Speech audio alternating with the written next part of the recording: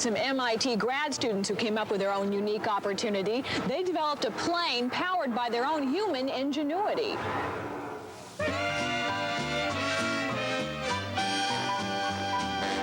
Man's obsession to soar through the clouds like a bird has been with him since the days of the Wright brothers, and today that desire continues. But for a few students at MIT, their dreams fly with a human-powered plane called Monarch. You had some sketches, right, Mark? Do you have those along here? Frank, you want to take a look at that and see?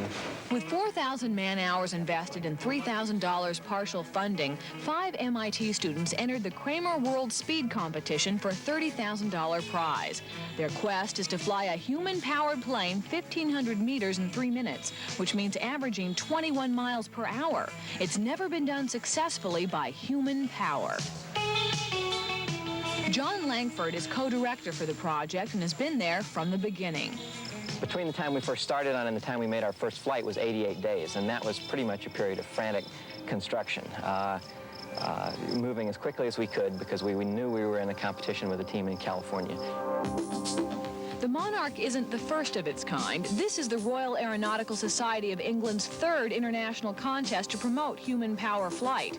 The first 2 were won by California's Dr. McCready with his Albatross and Condor aircrafts. Neither did better than 12 miles an hour, a far cry from MIT's 21 miles an hour attempt. The human-powered aircraft community is pretty small. That was a fun and interesting aspect that really livened up the whole thing. At times, the competition became as much a driver as the goal of getting our particular aircraft in the air. The Monarch is a peculiar-looking 29-foot aircraft with a 61-foot wingspan. It's made of aluminum, styrofoam, and mylar and weighs 74 pounds. It's driven by a 10-foot propeller and turned by human power, the legs of Frank Scarabino. Frank is a very experienced pilot in light aircraft, has several thousand hours in all types of light aircraft. And although he's not a cyclist by background, he is a first-class athlete. 230. When you're flying the airplane, there's 2 tasks you have to accomplish. One is just pedaling, putting out a lot of power, and the other one is a mental game, is flying the airplane. What we've tried to do here is simulate what I would be feeling and sensing in the airplane. Since man hasn't the horsepower to sustain the effort of pedaling the distance required, the contest rules permit entrants to use energy assist systems like an energy storage device. Starting from a dead battery, Frank is given 10 minutes from the time he starts pedaling to when he crosses the starting line to charge the batteries. The aircraft didn't work right away, and the emotions there switched from sort of frenzy to despair for a short period of time.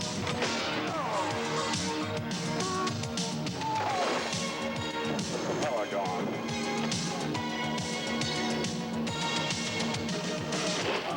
All 3 actually ended up with the aircraft nose down on the pavement with his pilot with his face in the dirt, basically. One of the team members had to come out with a broom, literally, to sweep up the runway.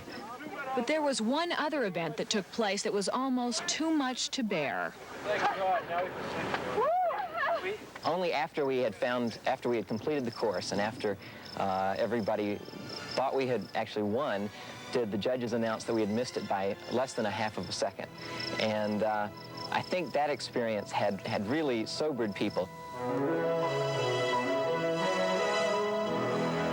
Despite their big letdown, 1 week later, the MIT students made another attempt.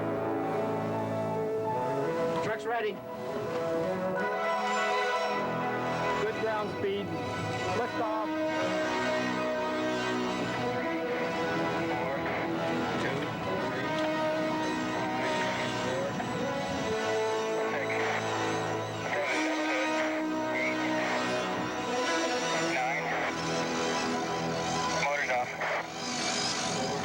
This time they were successful, finishing in a record time of 2 minutes and 49 seconds. Nice landing. It's a very fulfilling feeling to have seen a project through from the start through to the completion. And in this case, the completion is really seeing the aircraft fly and seeing it work.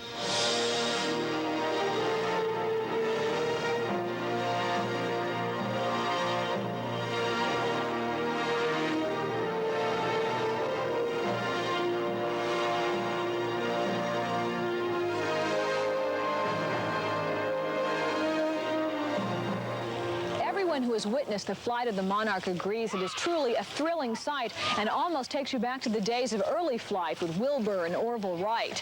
Now, the MIT students tell us they have fulfilled all the requirements, followed all the rules, and they're just waiting to hear whether or not they are the official winners of that coveted prize. Yes, maybe.